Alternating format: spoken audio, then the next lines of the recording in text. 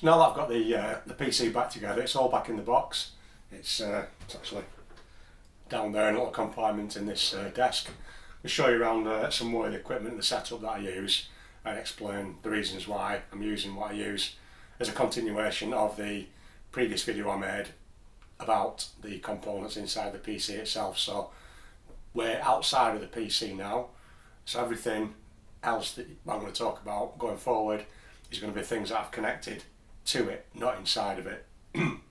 So to begin with, you can probably see on my desk I've got a couple of loudspeakers and a little red box here, if you can make that out. That's all the audio equipment side of things. I'm going to do a separate video on that after this one. So I'm just going to forget about that for now, just to keep it nice and simple and not make it too complicated and too long a video. So next video I'll be looking at my audio equipment. So the basic stuff for the PC, first of all, I've got on this little slide out tray here, I've got my keyboard and mouse. You always need those for your computer, obviously.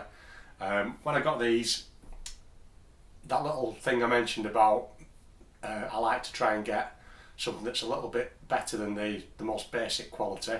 What I went for was, even though I'm not a gamer and I'll never play games on this computer, I've actually bought a gaming keyboard and mouse. Now, a couple of reasons for it. One is they're quite solidly built, because as you can imagine, if you're playing games, they get quite a bit of hammer. So I imagine, and hopefully again, touch wood, these are going to be more durable than buying the very cheapest ones out there that you can get. The second reason is, and this is to do with productivity, is they're quite adaptable and what we call programmable. So on this mouse has got quite a lot of buttons on it on the side of it. It's got a scroll wheel, as a lot of mice do these days, but it's also got options to how you want to use that. So for example, I could use that to adjust the size of the zoom on my screen. I can use it to move up and down on my screen without having to do too much work moving my hands. If you remember from my guitar playing videos, seems like a while since I've done a guitar video actually, but you want to minimise your movement for efficiency. It takes less effort, which means you can get more work done with the same amount of effort. Similar for the keyboard, that's programmable. It's got function buttons that I can set to do whatever I want to. So if there's a common task that I do in software, whether I'm working with music or working on these video editing, I can use those programmable keys on the keyboard and set it however I want it to smooth my workflow. And these things work well for me, and I enjoy the feel on the keyboard as well. Some of the cheaper keyboards, they don't really give you much feedback when you type in. With this, it's got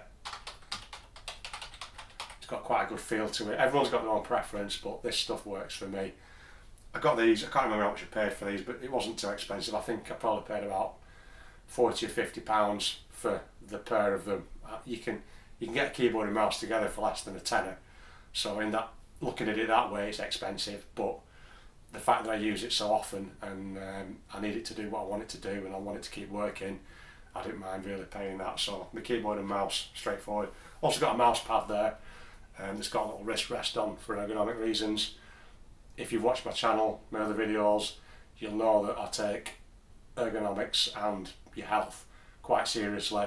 So it's good to have a little wrist pad on there, so that when your hand's resting using your mouse, you're not having to hold your hand up like that, like the inverted sort of spider. And also for that reason, I've got an ergonomic chair, which has been brilliant in terms of keeping my back healthy and not having recurrences of the previous injuries that I've had. So, boring stuff. You'll see, hopefully, that I've got a couple of monitors going on there. I've just upgraded to that since I changed the graphics card, the GPU in the computer, and I realised I could run two monitors. I've always preferred that in the past, but recently I've only been running one because of the setup that I've had and for various reasons. One's usually okay for most people, and I think the majority, probably 8 or 9 out of 10 people, only have one monitor connected to the computer, and that's brilliant. You can work that way. When you're doing editing and media creation, either audio, so my music, or my videos that I've been making recently, it's super useful to have an extra monitor. So as an example, if I'm going to edit this video, I can have my software on this first monitor, with all my editing stuff and the things that I need to do and my controls. And on the second monitor I can have a preview of how the video looks. So I've always got those two things that I can see without having to sort of cram them into one small space, or even worse, I have to keep swapping between them on the taskbar and just be able to see one thing at once. So it's really, really helpful for anyone that's editing stuff. You'll see a lot of professional editors. This is quite modest. A lot of people have more than 2 monitors, but I don't have the space, I don't have the money, and I don't have the equipment to be able to run more than 2 monitors. So for me, this is a luxury, stepping up from 1 to 2 monitors. But you don't need to have 2. You can manage with 1. The monitors that I chose were by a company called Iiyama. I don't even know where they are or anything much about the company. I know they've been going for some time. I've heard the name many times. I've had those sort of monitors before. The main feature that I chose on these, apart from the fact they actually fit on my desk, is the fact they've got a thin bezel. The bezel is the frame of the monitor, like the liner that goes around the outside of it. So you'll remember when flat screen TVs first came out, around the edge of the TV was a great big thick border like a painting, because that's the technology back in the day.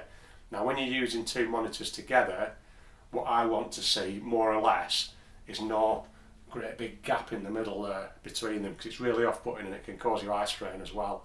So I wanted to choose something that's got the really thin bezel or border around it, so that effectively it almost looks like one great big screen. You can in fact buy one great big screen and set it up the same way, but they're ridiculously expensive. These things were fairly inexpensive in my opinion. I think they're about £120 each-ish. So they just seem like good value for me.